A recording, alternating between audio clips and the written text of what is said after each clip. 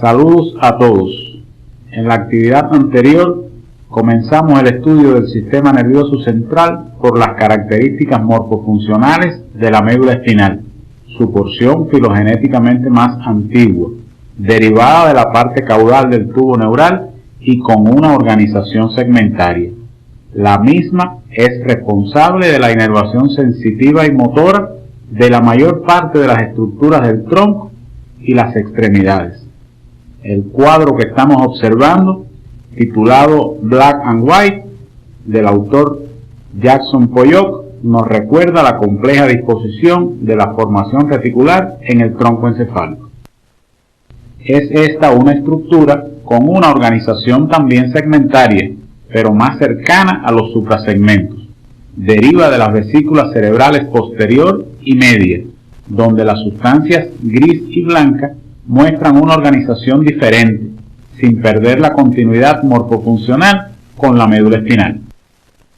El estudio de este contenido permitirá interpretar la organización morfofuncional de la sustancia gris y blanca en el tronco encefálico y las bases de su integración con el cerebelo, con lo cual se explica cómo se produce la transición desde las estructuras segmentarias a las suprasegmentarias.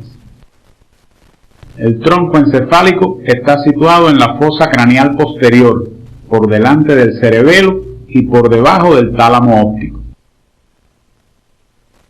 Esta segunda imagen corresponde a una pieza anatómica que permite observar el tronco encefálico cortado sagitalmente. En su constitución intervienen tres porciones: la médula oblongada, el puente y el mesencéfalo.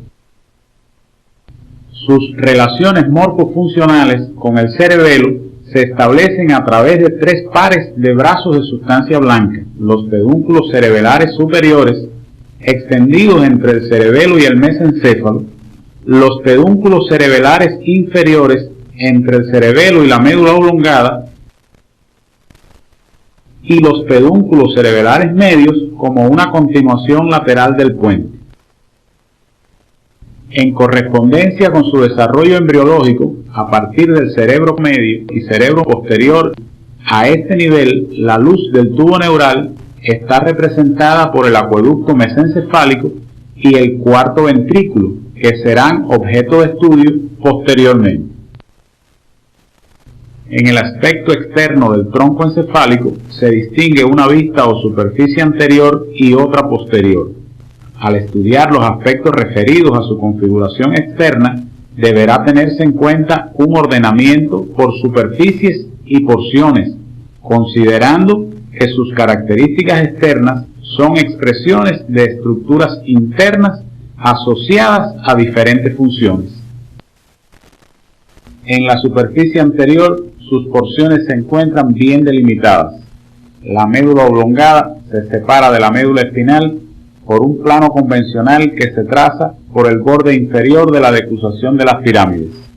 El puente, a su vez, se encuentra delimitado de las estructuras vecinas por los surcos protuberanciales superior e inferior, y los pedúnculos cerebrales, que son la representación del mesencéfalo en la vista anterior, presentan como límite superior a las cintillas ópticas. En esta vista pueden apreciarse los orígenes aparentes de los nervios craneales, excepto el troclear, que aunque se ve aparecer lateralmente a los pedúnculos cerebrales, tiene su origen aparente en la cara posterior del mesencéfalo. En la vista posterior no es posible establecer una delimitación externa tan precisa entre sus partes. La parte inferior de la médula oblongada se continúa con la médula espinal, conservando un aspecto bastante semejante. Sin embargo, en su parte media, los funículos posteriores se abren y forman el triángulo inferior de la fosa romboidea. La cara posterior del puente constituye la parte superior o triángulo superior de la fosa romboidea. Las bases de ambos triángulos coinciden con las estrías medulares dispuestas transversalmente en la superficie. La fosa romboidea sirve de piso al cuarto ventrículo y en la misma se proyectan estructuras que forman relieves como el núcleo del nervio hipogloso, que forma el trígono del mismo nombre, y los núcleos vestibulares hacia los ángulos laterales, entre otros. En el estudio independiente deberá precisarse la proyección de los núcleos de sustancia gris en la fosa romboidea. La cara posterior del mesencéfalo está constituida por una lámina cuadrangular con 4 eminencias, los colículos mesencefálicos superiores e inferiores, donde se localizan centros subcorticales de la visión y la audición respectivamente. Se observa también el origen aparente del nervio troclear. Al estudiar los aspectos relativos a la estructura interna de esta parte del encéfalo y recordando los componentes de la sustancia gris y blanca, es importante tener en cuenta la organización de estas últimas, de manera que se puedan identificar semejanzas y diferencias con respecto a su disposición en la médula espinal. La sustancia gris en el tronco encefálico forma pequeños núcleos y columnas, muchos de los cuales son homólogos funcionalmente a los cuernos de la médula espinal.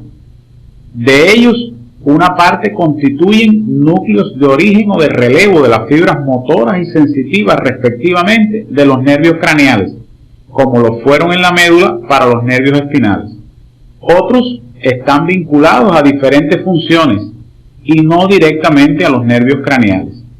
En la imagen que se muestra puede verse la proyección de los núcleos motores. Hay 2 núcleos motores autónomos, los núcleos salivatorios superior e inferior, correspondientes a la porción autónoma de los nervios craneales séptimo y noveno respectivamente.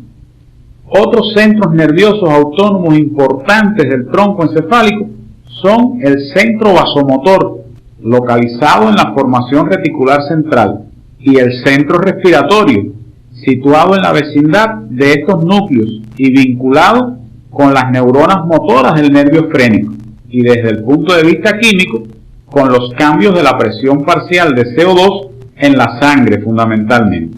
Estos contenidos deberán profundizarse en su estudio independiente. En esta proyección se observan los núcleos sensitivos de los nervios trigémino, facial, vestíbulo-coclear, glosofaríngeo y vago. Ahora observamos de conjunto ambos tipos de núcleos de los nervios craneales. Los de color rojo son motores y los de color azul son sensitivos. En cada porción del tronco encefálico se encuentran núcleos de sustancia gris de carácter suprasegmentario, dentro de los que merecen destacarse el núcleo rojo y la sustancia negra en el mesencéfalo, los núcleos propios del puente y los núcleos olivares en la médula oblongada, que cumplen importantes funciones vinculadas a la motricidad involuntaria. Sobre estos y otros núcleos es importante ampliar la información utilizando las orientaciones del CD de la asignatura. En la sustancia blanca del tronco encefálico se localizan fibras nerviosas de 3 tipos.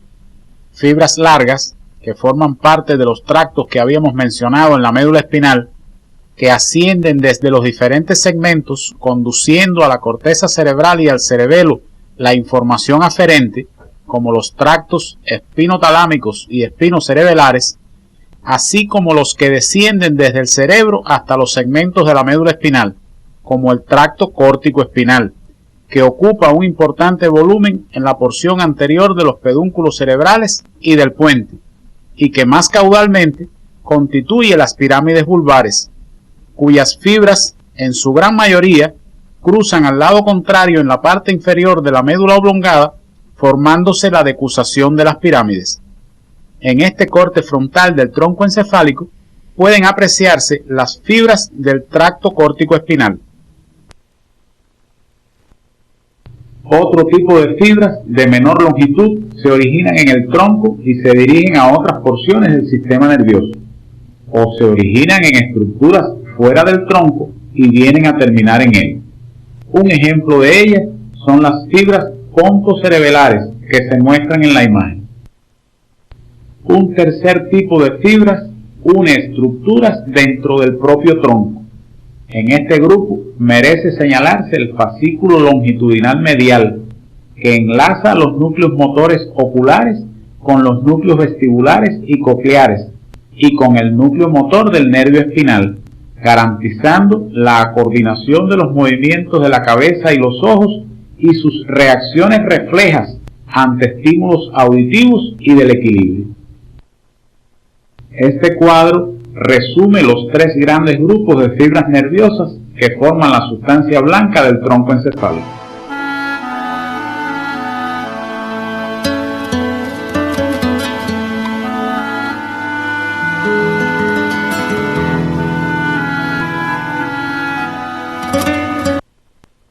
En la actualidad se dispone de técnicas diagnósticas imagenológicas como la resonancia magnética que nos permiten estudiar con gran fidelidad las características morfológicas del tronco encefálico e incluso de sus componentes estructurales, como se aprecia en la imagen que se muestra. Es recomendable, para desarrollar la actividad de estudio independiente de estos contenidos, seguir el algoritmo que se propone en esta diapositiva, a través del cual se facilitará el aprendizaje de las características morfofuncionales principales del tronco encefálico.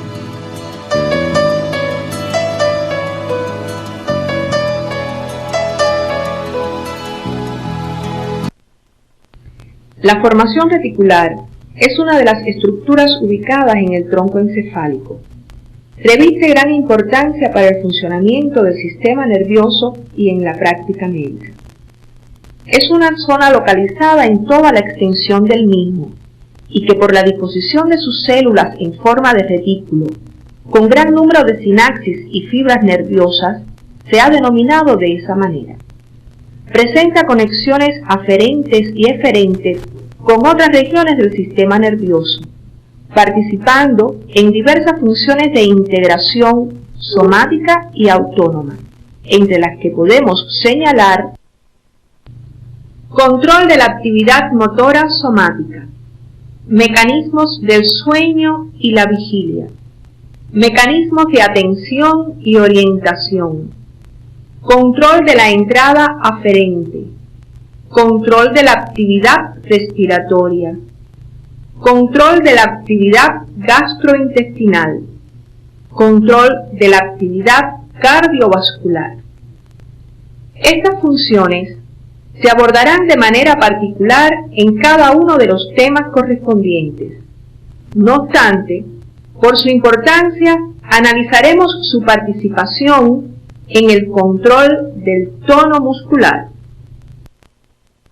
El tono muscular es la contracción permanente e involuntaria, de grado variable y carácter reflejo, encaminado a conservar una aptitud y a mantener dispuesto el músculo para una contracción voluntaria subsiguiente. Cuando el tono está disminuido, se habla de flacidez, y cuando está incrementado, de espasticidad. Un grupo de núcleos de la formación reticular controla el nivel de actividad de las motoneuronas gamma a través de las vías retículo-espinales. A nivel del puente y extendiéndose hacia el mesencéfalo, hay núcleos a ambos lados de la línea media que ocupan una posición lateral y posterior, donde se originan los axones que forman el haz retículo-espinal medial, cuyo efecto funcional es excitador sobre las motoneuronas gamma, aumentando el tono muscular. En la formación reticular bulbar o de la médula oblongada, existen otros núcleos en posición medial y anterior, de cuyas neuronas se originan los axones que forman el haz reticuloespinal lateral, cuyo efecto funcional es disminuir el nivel de actividad de las motoneuronas gamma y, en consecuencia, el tono muscular. Puede apreciarse, además, que ambas porciones de la formación reticular, después de pasar por el tálamo, ejercen efectos sobre el nivel de actividad cortical, lo que explica su participación en procesos como la atención, el aprendizaje, la vigilia y el sueño, entre otros. Diferentes estructuras suprasegmentarias influyen sobre la formación reticular, modificando la actividad de sus porciones y, consecuentemente, el tono muscular en concordancia con la actividad motora que se desarrolla. Entre las estructuras que ejercen este tipo de acción sobre la formación reticular, podemos mencionar, por ejemplo, la corteza cerebral, el cerebelo, los ganglios basales y el aparato vestibular. En la diapositiva se observan algunas estructuras que actúan sobre la formación reticular, entre las que se encuentran el cerebelo, los núcleos vestibulares, la corteza y el núcleo rojo. Además, se representan sus efectos sobre las motoneuronas alfa y gamma de músculos flexores y extensores, y en consecuencia, sus efectos facilitadores o inhibidores del tono muscular. Normalmente, existe equilibrio entre las acciones de los núcleos vestibulares, la formación reticular continua y bulbar, que se refleja en una postura erecta adecuada. Como puede apreciarse además, una lesión a nivel mesencefálico intercolicular produce un desequilibrio a favor de las estructuras del tronco, que favorecen el tono extensor antigravitatorio, ya que la zona inhibidora de la formación reticular bulbar queda privada del efecto estimulador que ejercen en forma constante las fibras córtico-reticulares. Se produce entonces la rigidez de descerebración. Observen la posición que adoptan la cabeza y los miembros superiores e inferiores. Al terminar la actividad orientadora de hoy, es importante enfatizar en las ideas más relevantes relacionadas con estos contenidos. El tronco encefálico es una pequeña e importante estructura del sistema nervioso central que, aunque con carácter segmentario, por establecer relaciones directas de aferencia y eferencia con la periferia a través de los nervios craneales, contiene importantes núcleos suprasegmentarios, principalmente relacionados con el sistema motor extrapiramidal. La superficie del tronco encefálico presenta múltiples características que son expresión de la organización interna de las sustancias gris y blanca a este nivel, así como de sus relaciones aferentes y eferentes con las estructuras corporales.